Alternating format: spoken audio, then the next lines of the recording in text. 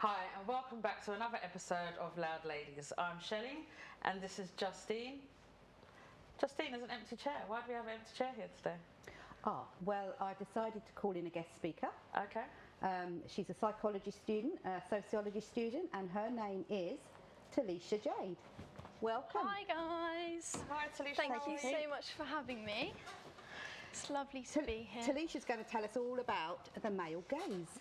Okay, what's this then? So the term, originally used in 1971, the male gaze refers to the idea that women are kind of presenting in a way that appeals to heterosexual men.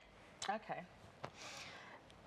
Do you mean like the way we dress, the way... Yeah, so in a previous episode you mentioned that you kind of dress for other people, which I found very interesting. Okay. Because we did have a big discussion about that, didn't we? Yeah. This idea that we don't dress for ourselves, really, we dress to present to other people. And in particular, the term the male gaze refers to women presenting to appeal to men. I like to say that I dress for myself because I have kind of a eclectic dress sense, but I do always check with my partner if he's there, or my son, like, does this look alright? And I do like to look nice, but I would assume that that's because I like to look nice, I suppose. And I feel like I do exactly the same thing. I feel that I'm doing that all the time. I always say to my husband before I go out the door, do I look like a star? Do I look like a model? Oh, you know, jokingly, obviously. And he says, oh, you always look lovely, darling. And I always want to make an effort. I mean, I can't even go to Sainsbury's without putting my face on, in case I see somebody. And it's got nothing to do with bumping into males. Yeah. It's anybody. Well, I mean, sometimes I'll go shop in my pyjamas. You absolutely do not. You do not. I cannot believe you do that. No, seriously. Like with my hair all tied up in a bun on the top of my head. That's not the male gazing, is it? But if I go out, I like to look nice. I put on my lipstick. I like my... Yeah, but you're going out in your dressing gown. You do have a dressing gown over your chamois. Oh, I put a jacket on and then just... And your slippers. Yeah. And my yellow Crocs. So she's not dressing necessarily for the male gazing. So have we blown that theory out the water? Well, this is the thing. It's quite a common, trendy idea that young women in particular dress to appease men. Are you saying we're not young? It's a bit of a trendy thing at the moment. I actually did a questionnaire for my psychology lesson, which was kind of investigating people's perceptions on gender stereotypes, and one of the questions was, have you ever felt pressured to act a certain way based on gender stereotypes? To which one of the responses was that although the person who responded is a lesbian, they sometimes feel that they present and kind of act in a way that would please men, even though they're not actually attracted to men in that way.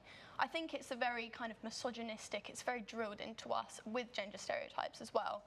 Just this very male dominating society that we live in, I think. So are you saying this is cultural from our upbringing? Yes, definitely. It has a lot to do with social media and the sexualization of young girls. Particularly, I think that's a thing that's definitely been a catalyst for... So stereotyping? Yeah, definitely. I think it's a catalyst that's kind of really brought it to life, especially lately.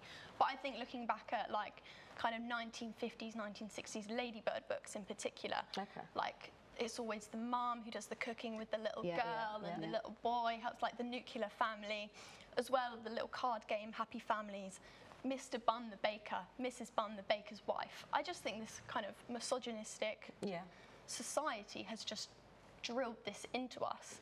Even if you don't think necessarily that you are dressing to please men, I think it's more of a subconscious or even unconscious thing. I think I've kind of seen it more because obviously I was young in the 90s and we were all about Ladettes and girl power and stuff like that, you know, drinking pints down the pub with the lads.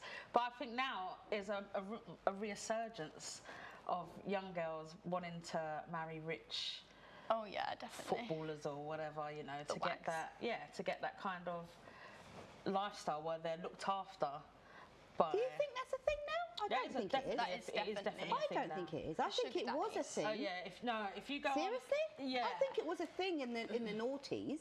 Oh no, it's even 90s. I think it's a big thing now. I thought that had gone. I thought women had just this that. We're now equal. We don't need a male to. I think since Cardi B and people like that, and Meg Thee Stallion and all this, there is a whole movement about women. Well, I making don't see that. Well, yeah, but it depends what you watch. If you're young and you're on like TikTok and stuff. Here we go about my age again. Yeah, on TikTok and stuff, you'll see that it's a lot about. Your partner has to be able to provide something. Otherwise, what's the point? Oh, I don't see that. No, I don't either. But it is a thing. Like I was saying, my daughter has autism, so she's 15, and she's a little younger than the other girls, which I love, because if you see some young girls now and the way that they dress, and you watch programs like Love Island and things like that, I can see what you're saying. There's a lot of pressure on young girls to look a certain way, and the way they want to look is not a natural aesthetic. But they're doing that because of the media. I mean, you've only got to open a magazine up, and there's a social expectation of how these young girls are supposed to look. But if you see, like, of course, so Kim Kardashian, she says that it's empowering. How do you see that? Well, here's the thing. So obviously, again, I do think this all ties in arguably to the male gaze, because regardless of social media, the idea, like 20th century, 19th century Renaissance paintings, it's very much like the pleasure of looking at a woman. I think there's always been a very prevalent, like, women appeasing, not even necessarily men, but there's always a beauty standard. But don't you think though, women are more attractive to look at? The female form is. Yeah, of course. So that sort of falls into place, really, doesn't it? Yeah, with that? but in terms of like beauty standards, I think regardless of social media, that's always been like prevalent, regardless of social media. However, I do think, like, especially nowadays with all like plastic surgery and stuff, like in the 90s, 2000s, Kate Moss, heroin chic, it was very trendy to be thin.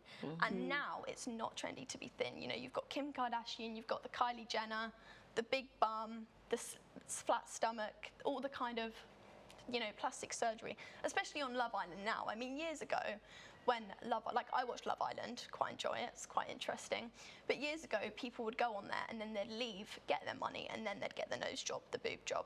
But now I find people that go on Love Island, they go on there with the veneers, they go on there with the boob job and the nose job. Yeah. Because they know that when they go on there, the public on Twitter, they will rip them apart for their views. So it's a media social expectation. Yeah. Yeah. Especially, I do think social media definitely massively. I mean, it ties into everything, even culturally, because I'm Afro-Caribbean, and in the Caribbean, even back, as long as I can remember, the ideal has always been a nice big butt on a lady. Since Mix-a-Lot and stuff like that.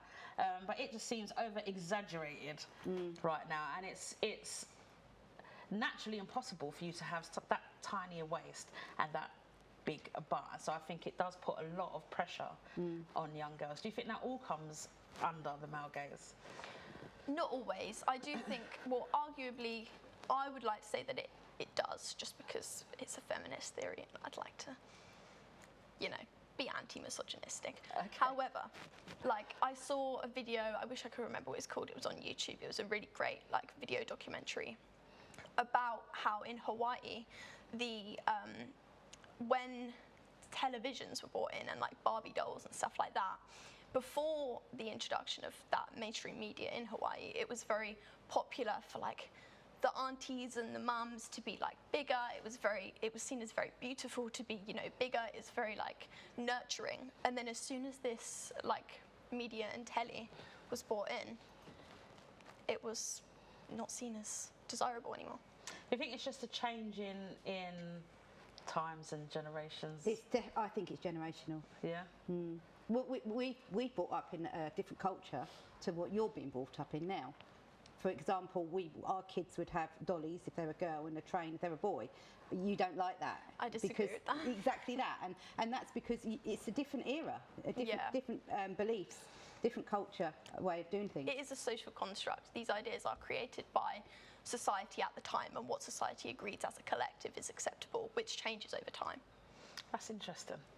That is interesting. No, well, it is, because I still see it as pink and blue. Yeah. Girls, boys.